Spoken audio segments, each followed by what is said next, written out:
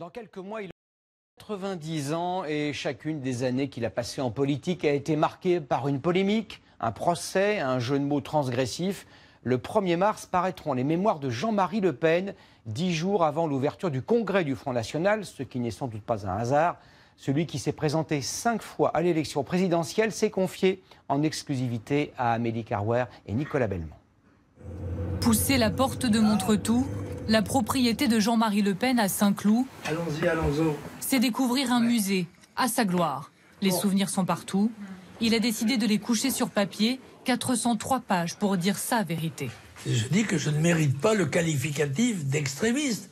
Pourtant, l'ancien président du Front National n'en a pas fini avec les provocations.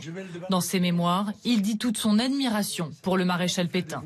Pourquoi pas le réhabiliter? Il le mérite, le vainqueur de Verdun, n'a pas commis, selon moi, d'actes contraires à l'honneur, à l'Arc de Triomphe. La Seconde Guerre mondiale a fait naître sa haine des communistes, son mépris pour le général de Gaulle.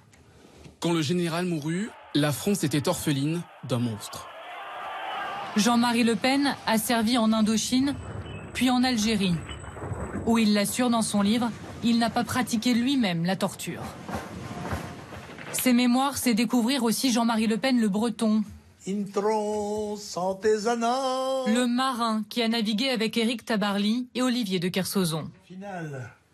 Mais peu de place pour Marine Le Pen dans son livre, comme sur les murs de Montretout, où elle a pourtant vécu des années. Jean-Marie Le Pen écrit les nouvelles pages de sa vie dans sa nouvelle maison à Rueil-Malmaison, avec sa femme Jeannie. Mais la page FN, il refuse de la tourner, comme il refuse de pardonner à sa fille. Elle est assez punie comme cela pour qu'on ne l'accable pas. Un sentiment me domine quand j'y pense. J'ai pitié d'elle. La manière dont elle s'est conduite avec son père lui sera sans doute un remords toute sa vie. Et comme pour mieux blesser Marine Le Pen, il se dit aujourd'hui séduit par le parti Les Républicains. L'aile de M. Wauquiez, des Républicains, semble assez proche sur les positions politiques de celle du Front National. Dans ce bureau, il écrit le tome 2 de ses mémoires, son titre, Le tribun de la nation. Jean-Marie Le Pen refuse de laisser l'histoire de l'extrême droite s'écrire sans lui.